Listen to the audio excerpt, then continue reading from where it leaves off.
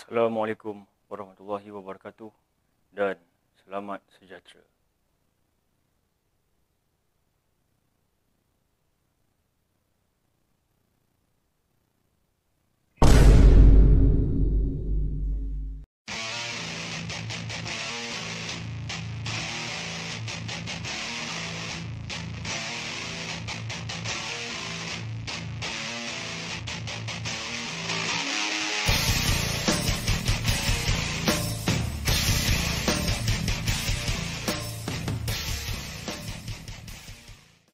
Cerita yang ingin saya kongsikan kali ini adalah satu pengalaman yang diceritakan sendiri oleh ibu saya.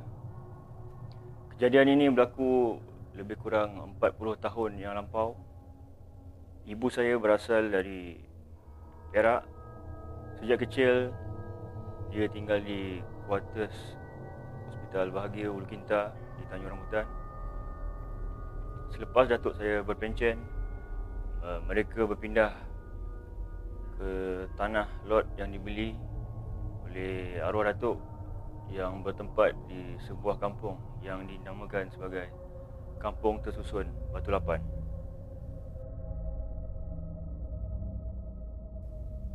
Kejadian ini berlaku semasa ibu saya masih bekerja di sebuah kilang di Ipoh.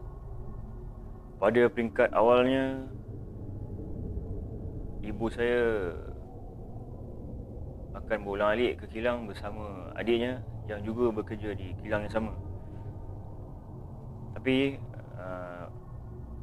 adiknya itu, ibu saudara saya, mendapat penempatan asrama pekerja di kilang itu. Namun nenek saya, arwah nenek saya, tidak membenarkan ibu saya tinggal di asrama pekerja. Nenek saya mahukan supaya ibu saya tinggal saja di rumah.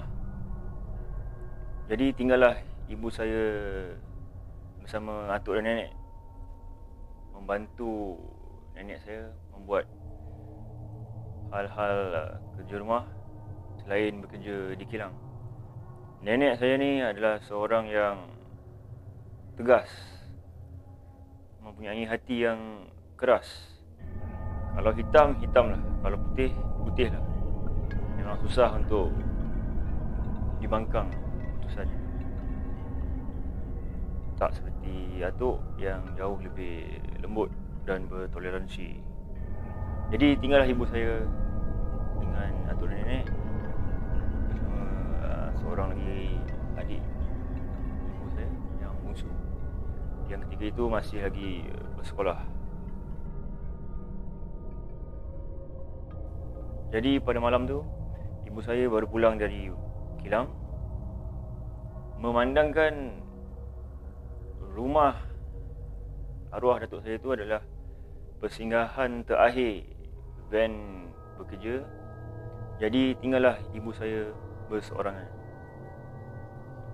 Jadi van itu berhenti di satu simpang di jalan besar, Jalan Tambun. Rumah datuk saya ni adalah lorong yang ketiga. Jalan besar, lorong pertama, lorong kedua dan lorong ketiga. Dan untuk ke rumah datuk saya tu, ibu saya perlu merentas melalui simpang ketiga lorong tu.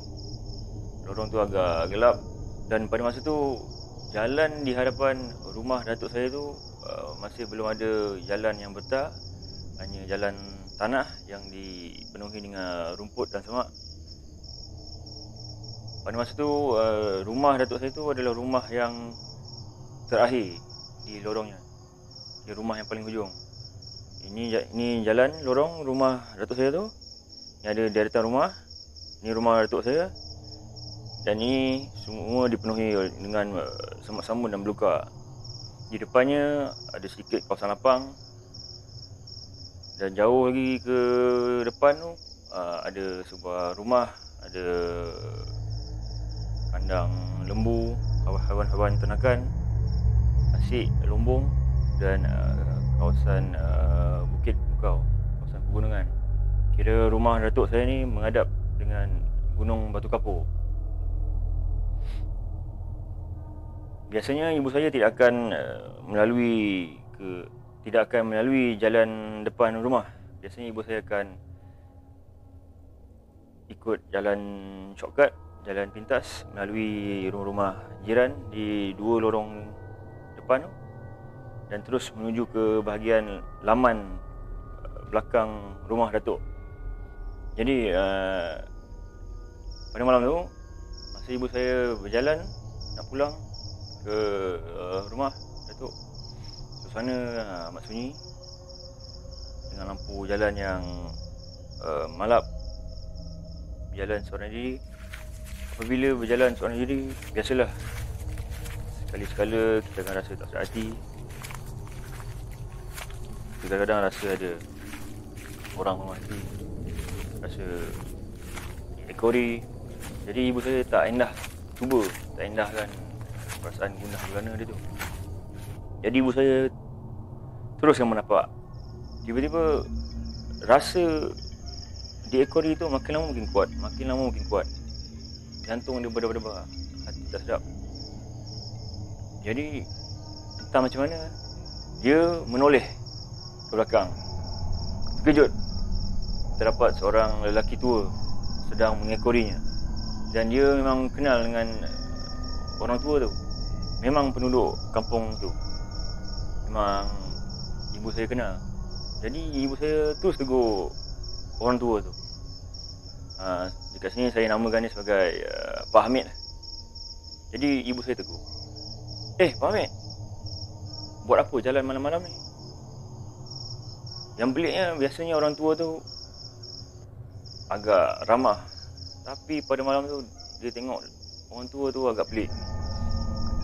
Pak Hamid tak membalas sapaan ibu saya. Jadi ibu saya pelik. Dalam beberapa saat, orang tua tu bagai ditiup angin, melayang, terbang ke atas. Jadi saya terkejut. Apa benda yang dia tengok tu? Serta-merta tubuh badan dia lemah, lutut rasa selembik-lembiknya. Memang tak tahu nak buat apa. Orang tua tu pun dah gaib. Jadi dengan sisa-sisa tenaga yang ibu saya ada tu, dia terus berlari. Dia tak berlari ke rumah dia, rumah datuk saya. Dia terus berlari ke lorong yang berhampiran dengannya. Lorong tu memang dia lalui pun untuk, macam saya kata tadi, untuk masuk ke laman belakang rumah datuk. Jadi dia lalu lorong tu, dia terus berlari ke rumah jiran, juga rumah seorang kenalan rapat ibu yang ibu anggap dia sebagai adik angkat. Jadi ibu pun tergapah ketuk rumah adik angkat dia tu. Ketuk. Dia cerita apa benda jadi. Terus malam tu dia tak balik. Keesokan paginya dia balik. Dia baru cerita dekat datuk. Tapi dia tak cerita dekat arwah nenek, sebab dia tahu arwah nenek akan tak boleh terima cerita tu, dan yang akan anggap ibu merepek ataupun mereka-reka cerita. Jadi dia diam saja kepada nenek, dia hanya cerita kepada datuk. Datuk pun senyap saja, tak adalah dia hebohkan dekat nenek.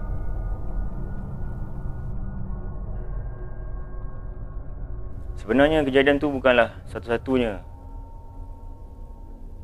pengalaman yang ibu saya hadapi.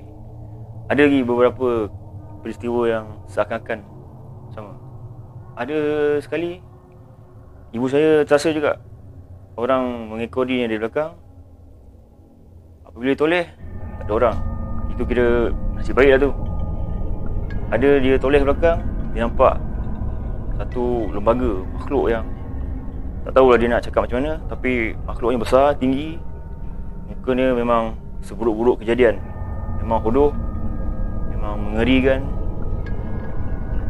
Sama juga kalau dia sempat lari, dia lari. Tak pun dia hanya kaku situ sampai benda tu hilang. Dan macam yang saya ceritakan awal tadi, ibu saya akan melalui laman belakang rumah. Rumah datuk saya ni depan tak ada pagar. Depannya hanya belukar, semak samun. Jadi laman rumah memang lapang.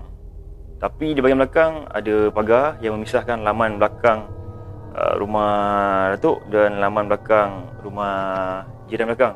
Jadi nak ke laman belakang tu, nak masuk ke kawasan laman, nak panjat memang susah lah. Takkan anak dara nak memanjat macam penyamun, buruk rupa. Jadi datuk meletakkan sebuah tangga, satu kaki di laman rumah datuk, satu lagi kaki, sebelah lagi kaki diletakkan di laman jiran. Jadi tangga tu akan bersilang melintasi pagar. Jadi setiap kali ibu nak panjat, memang ibu akan nampak bahagian bumbung rumah datuk. Beberapa kali jugalah ibu saya nampak macam-macam benda yang ada dekat atas bumbung. Ada yang benda yang bertenggek, ada yang melintas terbang, ada yang kaki berjuntai dekat bumbung, macam-macam rupa. Pada awal memang takut, tapi dah lama kelamaan ibu saya dah nak kata lali taklah lali, tapi ibu saya buat tak tahu saja. Jadi itu sajalah pengalaman yang ingin saya kongsikan kali ini. Terima kasih kerana sudi mendengar. Jadi berhati-hatilah jika anda terpaksa berjalan seorang diri di kawasan yang sunyi, yang gelap. Pastikan anda mempunyai pendinding yang cukup. Janganlah terlalu yakin yang anda kekal seorang diri. Sentiasa beringat, kita bukanlah berseorangan di alam ini. Assalamualaikum warahmatullahi wabarakatuh dan selamat sejahtera.